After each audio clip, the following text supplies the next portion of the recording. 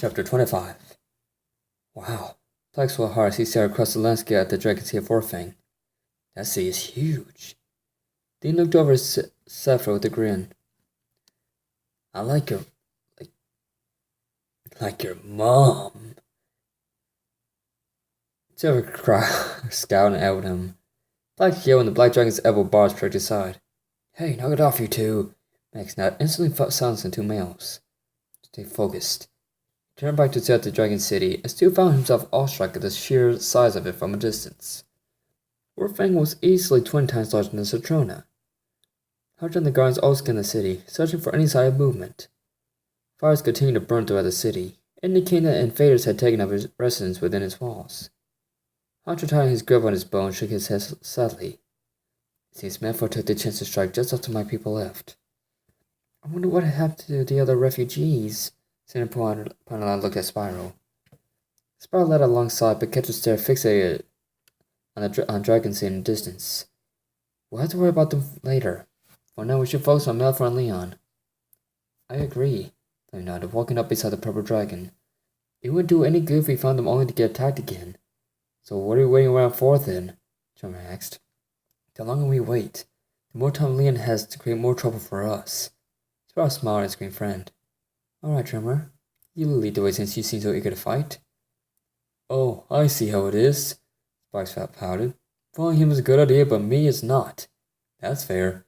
Sparks, now isn't the time, Santa pointed out. So what else is new? The dragonfly across the sun sat down on her shoulder. Let's get this over with. Tremor slowed to the woods, and the other guardians followed close behind. The young earth dragon stepped delicately, feeling every bright fraction of earth beneath his feet. Tremor, slow down, Candace hissed. You're moving too quickly. There may be sentries lurking about. We're fine, Candace, Spyro whispered before Tremor could speak. Yeah, Tremor nodded. The woods feel clear of any enemies. Are any of our allies in the surrounding area? Hunter asked, looking about, his green eyes almost glowing in the darkness of the woods. Tremor closed his eyes and concentrated. I don't sense anyone close by, but the whole area is honeycombed with tunnels. The men were smalls, Spyro muttered, remembering the fish from weeks before. He began to spread his mind out over the land, searching for any sign of the city's inhabitants. When he found none, he opened his eyes and looked up at Hunter. They seem to be out the range of the Dragon City. I don't sense any of them anywhere. Then we shall be thankful for the relative safety. Hunter drew his bow ready with arrows. The warriors slipped through the trees until they were at the edge of the forest. Crouching along the bushes, they scanned the high outer walls of the city. How did the woods get into the city? Platt asked skeptically. Probably the same way they got into yours, Tremor whispered. They climbed the wall. That's a very high wall to climb, Silver muttered, craning his head back at the wall of stone. The catapults were destroyed along its rim, and the stones were stained with blood, and the battered pieces of armor were scattered about. So what now? Amber asked, looking about for a way in. Should we blast our way in? Tremor throws his head forward as if he were thinking about ramming the wall. This plan requires stealth and cunning, Pepper Brain, Ken insisted. Not sure how much damage you can do to our home in one sitting. But Tremor may have a point, Sal replied. For all we know, Leon could be expecting us. So being thinking about it may just be a waste of time and energy. Spyro. Hunter knelt down beside the young dragon and pointed the tail towards the top of the city. Can you sense what has become of the Guardians? I can try. Spyro closed his eyes and went into his meditative state. He let his body go numb with the energy of the world around him. It felt rather uncomfortable with the large amounts of negative energy in the air. Just in his little group, he could feel the uneasiness of its friends, especially from Candace in particular. So I began to zero in on the city itself. The entire Dragon City was crawling with wolves. As Spyro narrowed his mind towards the upper levels of the city, he sensed a surge of dark magic. Just when he had gone to the upper tower where the temple resided, he felt a surge of evil energy. From inside the temple, he could see the multicolored glow across within. A roar came from deep inside the temple, and a shockwave struck Spyro, sending him back to his body.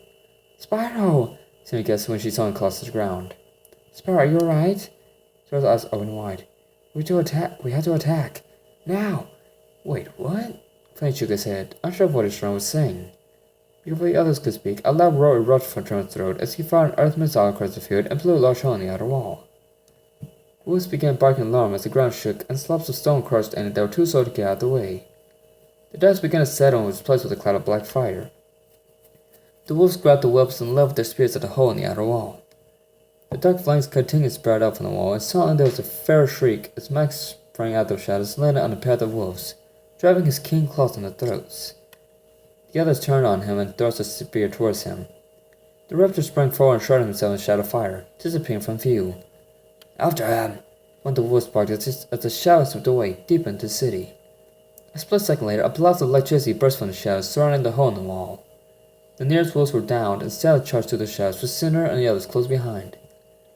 "We have to get to the temple!" Spyro shouted. "Go!" Hunter growled as he put 3 arrows to the slits of a grove of surprised canines. "We'll catch up to you as soon as we take care of these pests." "Right!" Lane rushed towards the main stairway that led to the upper level of the city. "Spyro, come on!" "I'm coming!" Spyro called, but paused to glance over her shoulder. Across the courtyard, Cinder shrieked, causing the wolves to cower from the harsh noise of her voice. She sent Spyro's eyes on her and whirled around, sending a gust of wind across the stone tiles. The wolves were blown across the courtyard and stumbled against the far wall. "I'll clear a path!" she hollered and ran past Spyro towards a throng of mutant wolves coming down the stairs. With an angry roar, Cinder's eyes flashed red and the wolves froze in their tracks. Their eyes rose as the young dragons transformed before their eyes, and towering beasts she had become so well known to be. The dragons hissed back black fire and struck with their long eagle-like talons, sending bodies and webs flying off the stairwell. "Follow me!" she called, "and stay close." "No need to tell me twice," Spike swallowed hard and swooped off after his friends. "What's going on down there?" Lane asked when the other missiles took to see. "It would seem that the young guardians are still alive after all," Mephisto growled. "Should I go take care of them?" Lane asked, turning towards the platform near the temple. "No," Mephisto snapped. "Let the wolves take care of them. We have our own priorities right now." Lane's mouth twisted as he pondered for a moment. At last he reluctantly turned back towards the closet crystal in the middle of the room. "Well, let's get started." "Master!" Scarch huffed as he leaped over the edge of the platform of the temple. "The city's being attacked by the guardians. What are your orders?" Lane's eyes narrowed at the wolf. "Hold them off as long as you can. I want the honor of killing the guardians myself." "As you wish," the elf bowed respectfully. He raised his hand and turned back towards the platform, but stopped when another wolf started to the steps. "Twerto!" Scarch growled and pinned his ears back. "How dare you show your face here?" "I'm sorry, Pack Leader." The red wolf leased. He was clutching his broken ribs and his right arm was shattered. Blood stained his rust-colored fur and his left eye was swollen shut. "But the guardians, we almost had them, but they forced us back. They have a warrior who single-handedly defeated most of our troops just as we were about to overrun the city." "I see." Scarch scratched his chin thoughtfully. "It must be the purple dragon." "No." The orator shook his head. "It wasn't the purple dragon. He was nowhere to be seen. This single dragon was one of the guardians. He possesses a great power, far stronger than the Northern Pack's Alpha, Snarl." "Interesting." Scarch glanced back over his shoulder at Lane, who was listening with great interest. Then in a flash he turned back around and ran his blade through Turtle's gut. The red wolf coughed once and his eyes went in shock as blood spread on the platform. "But as I told you, fairy would not be tolerated." "Forgive me, Pack Leader." Turtle wheezed as the strength in his body spread out onto the stone floor. Scarch put his blade out and Turtle fell to his knees. "I forgive you, brother." He raised a hand and fell for his head. "Now be at rest and join those who have failed in the past." He shot the dying woods aside and stalked towards the edge of the platform. "I have dragons to kill." Without so much as a second glance, he descended the stairs towards the battle below. Liam watched him leap before turning back towards the crystals. "Let's do this," he muttered, and the crystals began to grow even brighter. "Behind you!" Zephyr cried, and fired an earth blow into the chest of a wolf, rearing up to impale Plax with a spear. The tear dragon ducked and glanced at the mutant with wide eyes. He turned back in time to see another mutant with half his face smashed in from one of Sever's early attacks rise to his feet. "Move!" he shouted, and rammed Sever out the way as the wolf swung his blade. Sever saw Plax yank his head back before falling to the ground. His heart nearly stopped when he saw his friend fall. "Plax, no!" He fired him out the ball of earth and scored a hit dead on inside the mutant's wolf's face, turning it to mush. The black earth dragon rushed to his friend's side to see him still alive. Plax flushed his face, his paws red with blood. "Plax, how bad is it?" said expertly. "It's just a scratch." Plax waved him off, removing his foot to show a nasty slash across his nose, exposing the bone just barely missing his eyes. "I can still fight." A silent roar grabbed their attention, and they roared around to see another mutant wolf get punched with a shower of ice spikes. The canyon was pinned to the wall and trying to free himself when Candace put another frozen spear through his head. Keep alert, you two. These wolves are not pushovers like the ones you faced. Yes, ma'am. The must not before turning back to that battle. Cannons whirled around and struck another wolf across the face with the tail blade, gouging its eyes in the process. The beast howled and staggered back, letting his packmates surge forward. Cannon spread her wings, and with the mighty flap, sent a blizzard of stinging icicles flash of her attackers. The wolf's claws as another mutant barrier through. He cut Cannons off guard and struck with a massive fist. The ice dragon slumped to a tree in the courtyard and slumped to the ground. The mutated wolf sprang into the air, ready to crush the dragons beneath its feet. Oh, no, you don't! Tremor jumped in front of his dragon and covered in the shadow-dense earth. The wolf's feet struck the barrier, and Tremor smiled. Spike shot out his spalvard and punctured the mutant's feet. The monster howled and fell onto his back. Tremor stumped his paw into the ground, cracking open a large fissure and allowed the wolf up along with several of his packmates. Cannon's mirage shook the sauce from her hand as Tremor knocked the bear away into a cluster of wolves closing in on several blacks. She looked up at him and her mouth hung open slightly. Are you alright? Tremor asked plainly. Cannons couldn't help but crack a smile. Yeah, I'm fine. She nodded, glad gazed almost flirtatiously with the brilliant amethyst eyes. Thank you. Good, I'm glad, Tremor smirked. I wouldn't want anything to happen to you. I know, Cass muttered. I'm glad to have you back, but don't think this means that I'm not still mad at you. I figured as much, Tremor nodded. He felt the vibration of footsteps coming towards him and stumped a hind leg down, catapulting several wolves in the air. That's just what you know I'm here for good. Before Cass could say another word, Tremor turned and charged back into the fray, leaving the dragons somewhat speechless. Come on, Tremor shouted at the other dragons. We have to get back to Spyro and the others. We need to be able to get them our support. Right. The other guardian spread his wings slowly to Stella, who was following his lead into a coat of hunter. They lifted the cheetah warrior into the air and beat their wings hard towards the main staircase. Several pleasant cannons took to the air, leaving the massing wolves to bark and snarl as they took pursuit.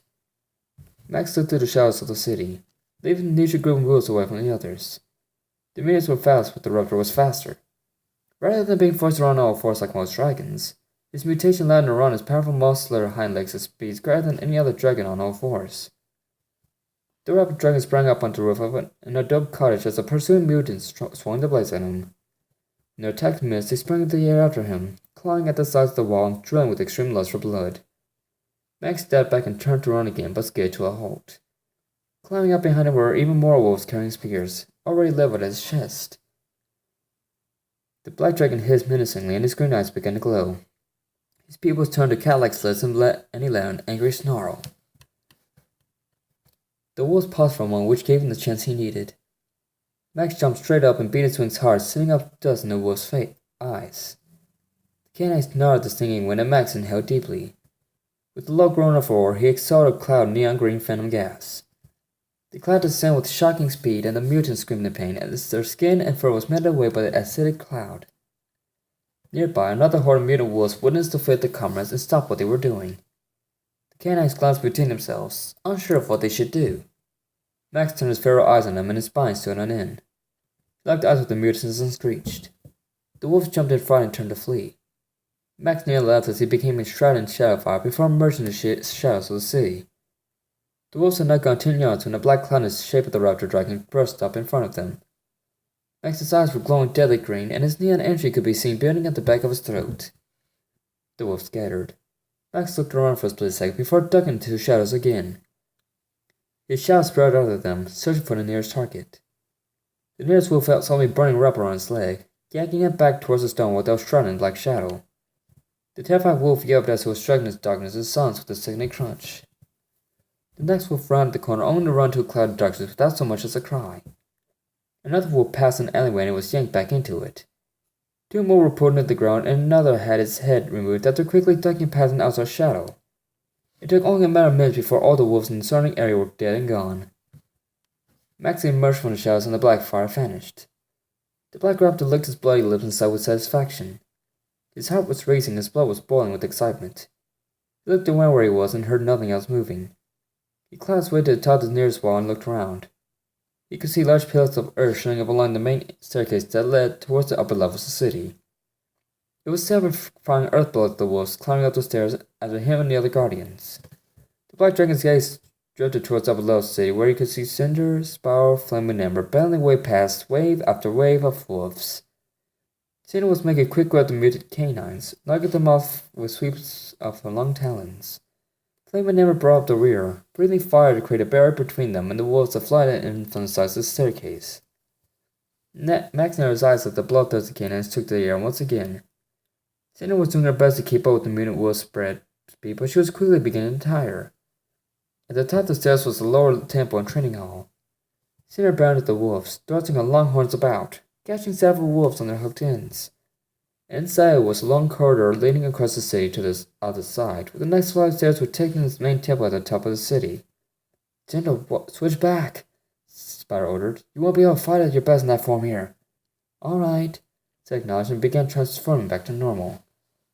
She was almost done when a group of mutant wolves dropped from the ceiling with wild howls.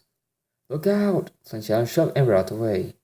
Cinder's eyes flashed red again, and she let out a sonic shriek, shouting at the wolves' eardrums and breaking the ceiling over their heads. The dragon scared as the slabs of ceiling crashed to the ground. Cinder rolled out of the way just in time to avoid being crushed to death. The black dragon's cupped hearts of dust filled her lungs. She raised her head to look back down the corridor, and her eyes grew wide so the hall became filled with wolves.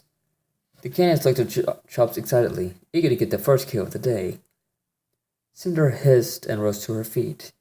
A moment later, a cloud of venom filled the hall, disintegrating the wolves. Cinder tipped her head curiously as the cloud drew closer.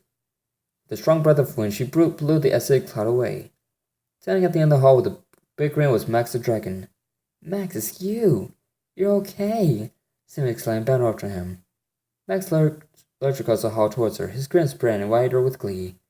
Just then, his eyes picked up movement on the ceiling. The pair of wolves dropped down, and the black dragon lurched forward. Cinder, look out! He roared, sprang into the air. Cinder turned her hand and froze as the wolves bore down on her. Max raised his cane claws across down the front of the first wolf and hit the ground with a disgusting thud. Cinder struck the second wolf with her tail before using her wind to blow the wolf off the side of the railing. She turned back around and her mouth fell open. Max slammed himself with the end of a spear sticking out of his stomach. The raptor was grasping heavily, his lungs struggling for air. Max! Cinder cried, trailing in shock at seeing her friend impaled like a wild animal. Hey, Cinder. Max wheezed and crunched as a wave of pain swept over him. You're not hurt, are you? Why, Max? Cinder shook her head. Why did you do it? Why?